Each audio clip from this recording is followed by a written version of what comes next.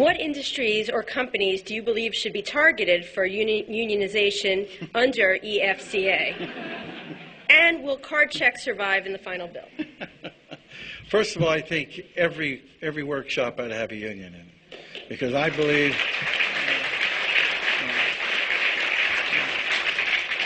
believe better decisions are made when you sit down at the table as equal. And I'll give you a classic example of that. When my son was 5 years old, he would come up to me and say, "Dad, I want to do this." And I'd say, "No." That's it. It was no. He didn't have any kind of leverage or any kind of bargaining power with me. He couldn't go to any higher authority. I guess he could. It was no. He had no bargaining power. Well, then 2 minutes later, my wife comes up to me. And my wife says, "I want to get a new car." And I say, "Let's sit down and talk about this." It was a whole different process because we came to the table with different leverage. She and I came with almost the same bargaining power. I probably was still on the short end of that one, but he had no bargaining power. And that's what a union does.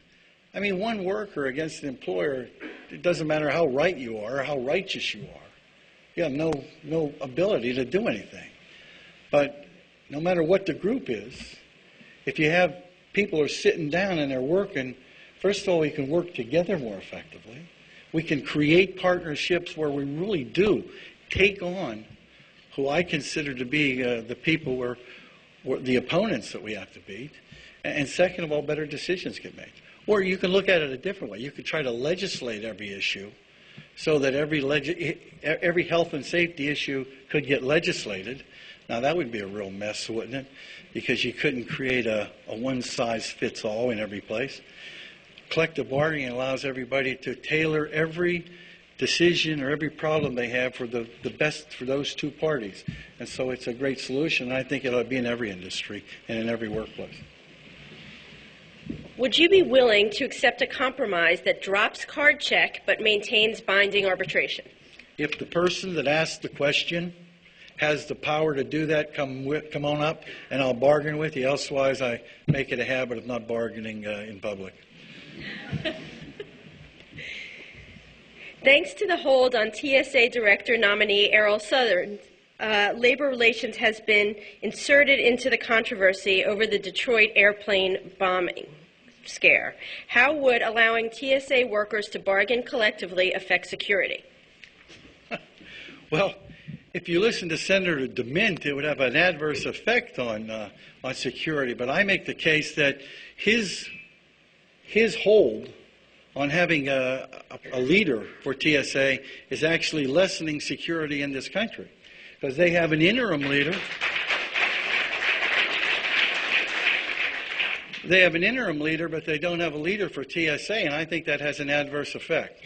Now, let's see if I get the logic right. The pilot can be in a union, and they are. The flight attendants can be in a union, and they are. The mechanics and all the ground personnel can be in a union, that they are. But the people who checks them, somehow, if they're in a union, somehow that adversely affects national security. I just don't get the logic of it. I think if they were in a union, they would have better security. We'd have better security in this country. Go and talk to them. When you go through, talk to them. They're overworked. There are too few of them around. We would at least be able to say this is what's necessary for real security at the airports, and we're going to bring a union to every one of those TSA people, and we're going to bring more security to those TSA work sites. Will you actively oppose the health bill if the Senate-favored tax is in there?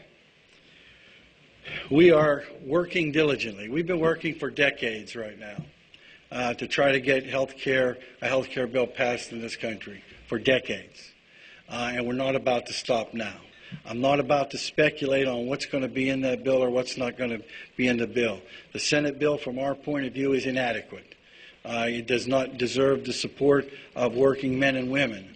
But we are a long ways from the finish line yet, and we're going to try to get a bill that should and will garner the support of working people in this country, because Bringing health care to every citizen out there is too important for us to get this close and then say we quit. Okay, we are almost out of time, but before I ask the last question, we have a couple of important matters to take care of. First of all, let me remind our members of future speakers. On March 5th, the Honorable Mitt Romney, former governor of Massachusetts, will be here. And on April 12th, Dennis Quaid, the actor, will discuss the prevention of potentially deadly medical errors. Second, I would like to present our guests with the traditional and much coveted NPC mug.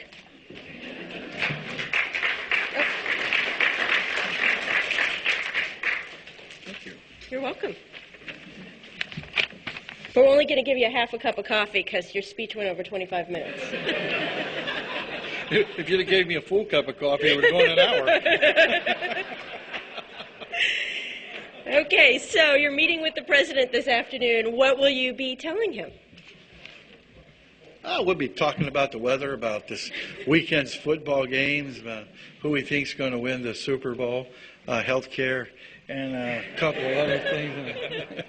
We'll be talking about health care. What's your message to him? What's the one thing you want him to come away from that meeting with? We're going to talk to the president as a friendly, it's a meeting among friends, trying to solve problems. And I'm not going to go into what we're going to talk about. We'll talk about trying to solve problems. Okay, I'd like to thank you for coming today. I appreciate it. Really?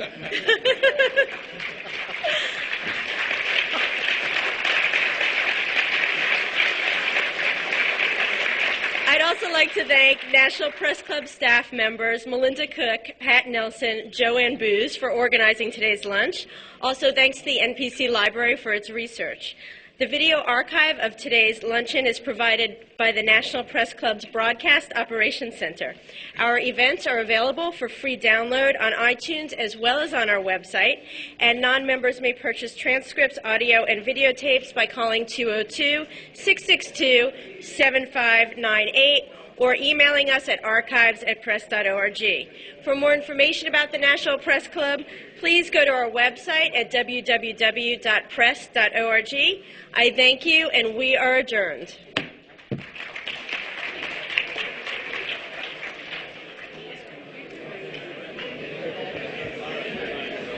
Sorry, I apologize.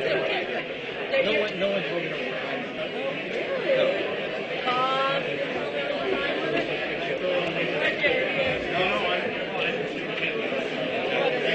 What is this, Cuba? Should I be my people? Who did you speak about?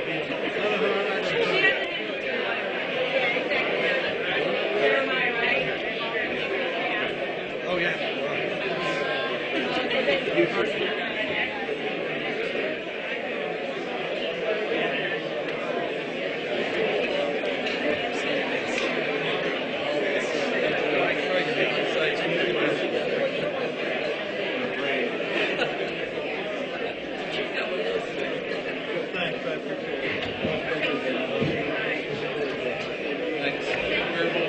Thank you. Good to see you. Thanks for being here. I appreciate it, buddy. Sure.